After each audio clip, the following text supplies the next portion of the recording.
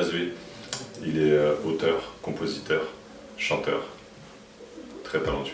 Il s'appelle Fabien Marceau. Il est auteur, j'ai envie de dire compositeur aussi. Ouais, c'est pas vrai, ça peut... Oui, cinéaste, romancier. On a commencé à s'envoyer des lettres en disant si jamais on sent que cet échange, on arrive à ce qu'il soit régulier, tenir dans le temps, et si on sent que on tourne pas en rond et qui peut être intéressant, dès le départ on avait une petite idée comme ça, un peu dans un coin de tête, de dire on pourrait peut-être essayer de l'éditer. Donc cette idée-là, elle existait.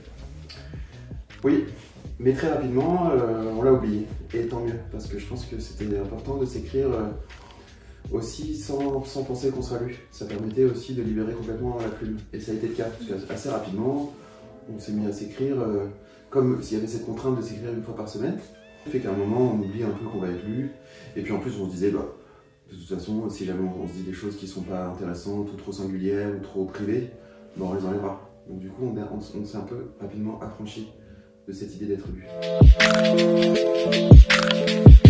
Pourquoi ce choix de lettres? Parce qu'en fait, au départ, Fabien devait partir à Montréal pour une aventure familiale. Cette aventure-là n'a pas eu lieu du fait du Covid, mais c'était au départ l'idée de correspondre dans deux vies différentes.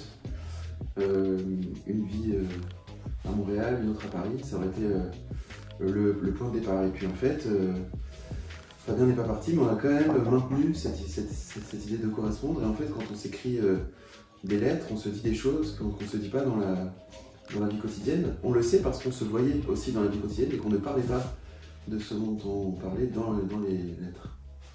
On n'est pas, ouais, on n'était pas dans la logistique. Ouais. C'est vrai que le WhatsApp, c'est aussi des fois pour de l'organisation. Alors on peut se raconter des choses par WhatsApp, mais souvent c'est plus des messages courts de logistique, d'organisation, etc. Là, l'idée, dès le départ, c'était vraiment de se raconter des tranches de vie, de raconter des expériences, parce qu'on était censé être éloigné de 6000 km.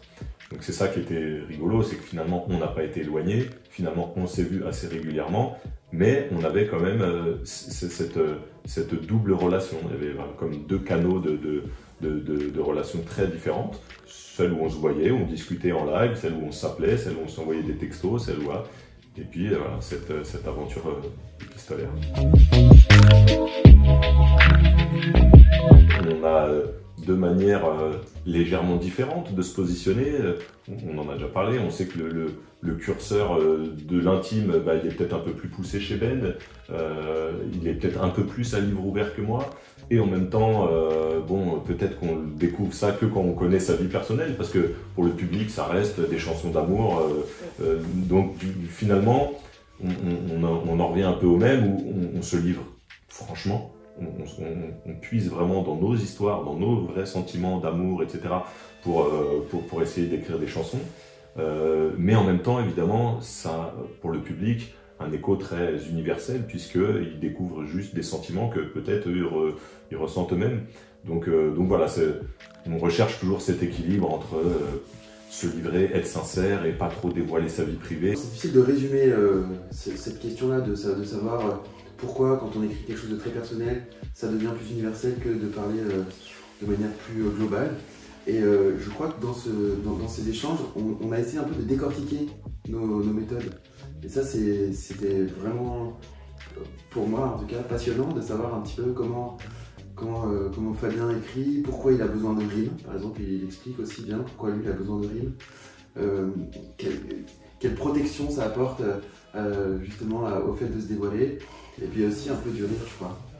Parce que le rire, ça fait vraiment partie très intégrante de nos vies personnelles, mais pas forcément énormément de nos vies artistiques. On fait pas de chansons drôles, enfin, à part peut-être Patrick, peut-être, mais... Ouais, j'ai dû en faire, oui, ouais, deux ou trois sur beaucoup de chansons, donc ouais. C'est sûr que c'est pas notre marque de fabrique. Quoi. Donc là, on pouvait, avec le livre, on pouvait se marrer, on pouvait faire un peu d'humour et tout, et ça c'est cool. Donc dans ce livre, on trouve un peu donc, comment notre méthode, qu'on décortique, notre parentalité. Et des nouvelles chansons, si je peux me permettre. Ah oui, c'est vrai, j'oublie. Voilà, on a écrit des nouvelles chansons exprès pour le livre, sur des thèmes très atypiques par rapport à notre répertoire, puisqu'il s'agit du bowling, de l'Australie, de la bagarre et des bécanes. Et du coup, voilà, on s'est un peu défié sur ces thèmes-là. On a joué le jeu, on a écrit des vraies chansons. Et on a même fait de très belles pochettes d'albums inédites liées à ces chansons-là, qu'on peut retrouver dans le petit livret intérieur de photos, parce qu'il y a plusieurs photos. On a des photos, et donc des photos de la pochette, ouais. Des pochettes, voilà, il y a Bowling, il y a Mabécane. C'est un livre qui se feuillette. Et ça, c'est agréable parfois d'avoir un livre qui se feuillette. Ça veut dire qu'on peut le poser sur une table et lire 3 pages, et puis y revenir ou pas. Ça, c'est quand même quelque chose que je trouve moi très agréable, léger. C'est un livre où on se marre, et ça aussi, c'est quand même assez agréable. Et j'ai l'impression que c'est pas un livre qui soit, à proprement parler, destiné aux gens qui écoutent Grand Malade ou qui écoutent moi. On n'est pas sur le roman, on n'est pas sur... Il faut absolument rentrer dedans, il faut lire au moins 20 minutes avant d'être vraiment dedans. Non, tu peux lire une, 2 petites lettres par-ci par-là. Elles ne se suivent pas forcément, même si évidemment il y a un fil rouge lié à la chronologie de nos échanges. Qu'est-ce qu'on pourrait leur dire aux gens de la presse? Si vous avez 5 minutes, s'il n'y a pas de client dans votre boutique, dans votre librairie, feuilletez-le en fait, parce qu'il n'y a pas beaucoup de livres dans leur livre, tu peux juste feuilleter et lire 3 pages et dire ah mais en fait c'est sympa, c'est cool. Ah bah ça j'ai vraiment envie de le mettre en tête de gondole. Ah bah je vais le mettre en tête de gondole celui-là.